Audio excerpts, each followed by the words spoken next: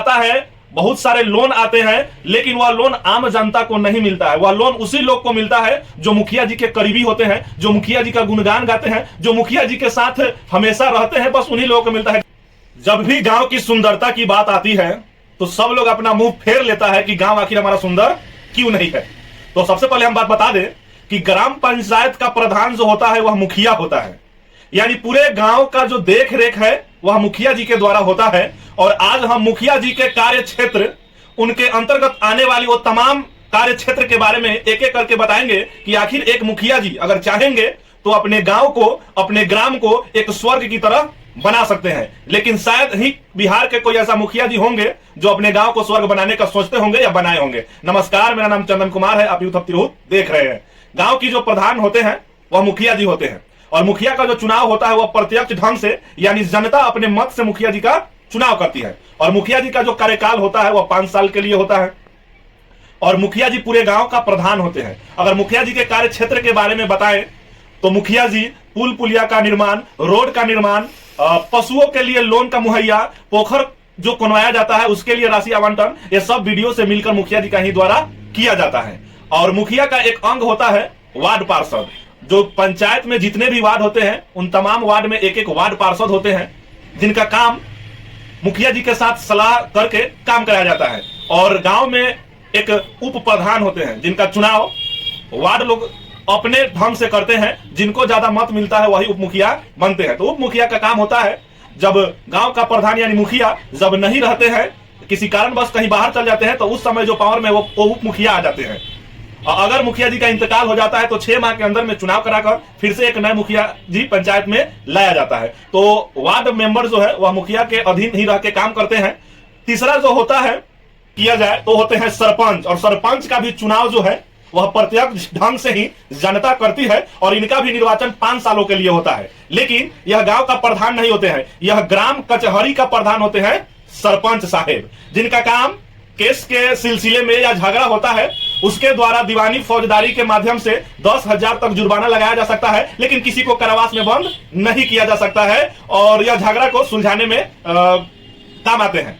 और इसी का एक अंग होते हैं उप सरपंच, जो हरेक पंच के द्वारा उनको चुना जाता है। अप्रत्यक्ष ढंग से उप सरपंच होते हैं, और एक पंच होते हैं जो हरेक वार्ड मेंबर की तरह हरेक वार्ड में एक एक पंच होते हैं। और पंच और सरपंच का काम होता है, जिस वार्ड में झगड़ा हो उस वार्ड का पंच और सरपंच मिल के वहां जाकर उस झगड़ा को समाप्त करते हैं, या जो आगे की प्रक्रिया होने वाली होती है वो होते हैं। तो मतलब सरपंच और पंच का काम वहीं तक सीमित है, लेकिन एक मुखिया का जो काम है वह अनंत है। यानी पूरे गांव के लिए अगर चाहेंगे एक मुखिया जी तो बहुत कुछ कर सकते हैं, लेकिन ऐसा करते नहीं है। फंड आता है, बहुत सारे लोन आते हैं, लेकिन वह लोन आम जनता को नहीं मिलता है। वह लोन उसी लोग को मिलता है जो मुखिया जी के करीबी होते हैं, जो मुखिया जी का गुणगान गाते हैं, जो मुखिया जी के साथ हमेशा रहते हैं, बस उन्हीं लोगों को मिलता है। तमाम जो लोन आता है वह आम जनता को नहीं मिलता है। जो असली में हकदार हो उनको वह नहीं मिलता है, और जो हकदार नहीं होते हैं बस उन्हीं को मिलता है। अगर हर एक पंचायत में अगर इसका जांच करा लिया जाए तो सत्यता यही है कि जिसको हक है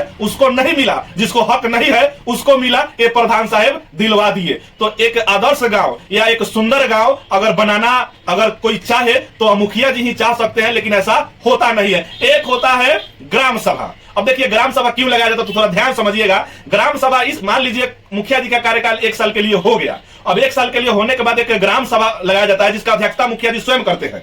और उसमें यह निर्णय लिया जाता है कि आखिर मुखिया जी अपने 1 सालों में क्या क्या काम किया आप जनता को बताइए, और 1 साल में आप क्या काम करेंगे वो भी जनता को बताइए, और आने वाले सालों में आप क्या क्या काम करने वाले हैं इन सब का लेखा जोखा उस ग्राम सभा में बताया जाता है। लेकिन हम आपको बता दें, ऐसा कोई गांव नहीं होगा जिस गांव में ग्राम सभा लगती हो और ग्राम सभा में मुखिया जी खोल के लोगों को बताते हो कि ये फंड हमने काम कराया है, ये कराने वाले हैं और ये होने वाला है। कभी नहीं मुखिया जी द्वारा होता है। बस अगर साइन कराना हो तो गांव में किसी चीज के बारे में बताकर कि हाँ आपके गांव में ये चीज मिलने वाला है, आप लोग आधार कार्ड और साइन करवा लीजिए, आपका काम हो जाएगा। ये एक पंचायत की बात नहीं है, यह बिहार के हर पंचायत की यह बात है। आप नजर उठा के देख सकते हैं। वहां तक छोड़िए, अगर मुखिया जी चाह ले तो हम जो रोडवा टूटा हुआ है और पोखरा जो कोनाता है कागजे पर भरा जाता है, ऐसा नहीं हो सकता है। देखिए जब तक ऐसा सिस्टम में सुधार नहीं होगा तब तक गांव का भला नहीं होने वाला है। तो एक बार समझ लीजिए, मुखिया का चुनाव प्रत्यक्ष होता है,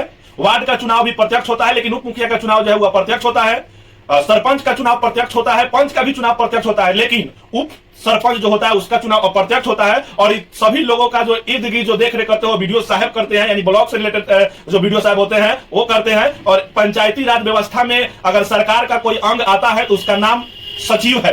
पंचायत अगर सीरीज देखे होंगे तो सचिव साहब का उसमें जिक्र होता है, जो मुखिया जी के अधीन रहकर सारे कामों का ब्यौरा उरा होता है और सारे काम कराया जाता है। अगला जो टॉपिक होगा हमारे समिति जी के बारे में होगा।